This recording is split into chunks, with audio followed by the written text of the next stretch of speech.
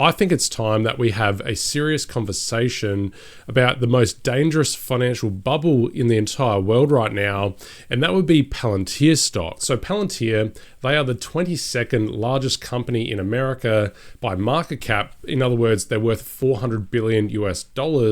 Now, to find a company that makes similar revenue, and not just an outlandish, crazy example, a good comparison would be Align Technologies. This company has an appropriate valuation. It's based in the teeth dental technology area, and they also make just under $4 billion US. However, Align Technologies is only worth $9 billion, whereas Palantir was worth that 400. So you're paying roughly 44 times more for Palantir versus Align Technologies for the same amount of revenue. And you can make an argument that, yeah, Palantir is meant to be worth more than Align Technologies because it's growing faster. So yes, maybe we would pay 4 times more in valuation for Palantir. However, 44 is just getting pretty ridiculous. But I do want to be fair to those that invest in Palantir and love the company. And honestly, I love the business model as well. That's not the issue. So to be honest and fair to both sides, we are going to go into the business model, how Palantir makes their money, and then really ask the question constantly throughout the video, is this company worth $400 billion US? Palantir's business is really made up of 2 different revenue and profit sources. They are government and private contracts. So let's start with the government work because it's actually quite a bit interesting. There is basically no conflict in the world where Palantir is not the first call. Well, I love the idea of getting a drone and having light fentanyl-laced urine spraying on analysts who tried to screw us. I had all sorts of fantasies of using drone-enabled technology to exact revenge, especially targeted in violation of all norms. In the end, the rights you give up will be used against you. Now, Palantir was founded in 2003, right after 9/11, in order to help them take down terrorists and stop future attacks. And part of the initial story of Palantir is actually tied in with the CIA. Now, it's not really conspiracy, it's confirmed that the CIA helped fund Palantir through the venture capital arm in QTEL. This helped launch Palantir's Gotham asset, which again is that artificial intelligence and software used to fight counterterrorism and also today Russia. So you're an operator. You log into AIP, it flags an alert. Enemy forces are massing near the border. So you type, "What are my options?" A few seconds later, AIP hits you with 3 fully developed military options, including real-time maps, force estimates, suggested countermeasures, and whether or not you've got enough Javelin missiles in inventory to execute the strike. Then it asks, do you want me to dispatch the drone? Do you want me to jam enemy comms?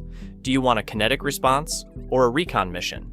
Due to the closeness of Palantir with the government, it's really no surprise that in October of 2022, they were finally awarded the top military clearance or government clearance called the IL6. Now, there's not many other companies that have access to as many layers of government data. The only other companies that have this level of clearance are Microsoft, Google, Oracle, and Amazon, because they help program and maintain the websites and online data for the government. But in terms of a pure AI company, really Palantir is the only one with this IL6 clearance. So they're effectively having a monopoly in terms of AI and working with the American government, but also names like Australia and NATO. We can move on from the government side of things, which are actually starting to slow down. The total revenue growth at Palantir is sitting at around 45% per year, and that's expected to keep on going for the next couple years.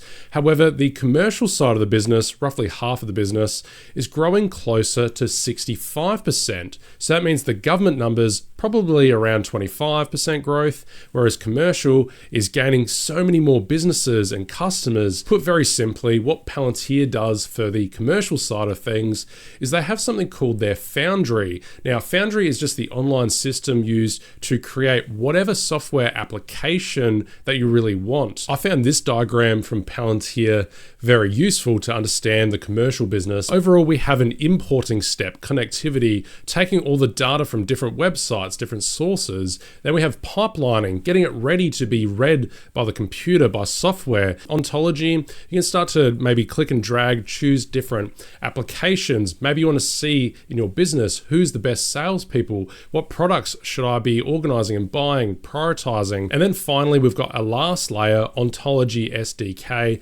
Effectively, that is saying you can design whatever you like, you can edit whatever type of data processing you want and in any coding language. Now, the beauty of the Palantir business, as you maybe got an idea there, is one, this extreme universal functionality, very easy to use, but you can actually design it to do as much as you want or as little. And Palantir, I believe they have very good salespeople where they work with the businesses directly. So for example, if you're a business that only makes $10 million in revenue, maybe you only operate in one city, Palantir probably has a package for you, maybe charging $10,000 a year, but they'll grow with you as you want extra steps in that process, make it more complex, they'll charge you more. So if your business grows from 10 million to 100 million, and that's maybe more likely if you use artificial intelligence to help you, then Palantir also goes from charging $10,000 to $100,000. Not only did the business grow, and therefore they're more likely to recommend Palantir to other people,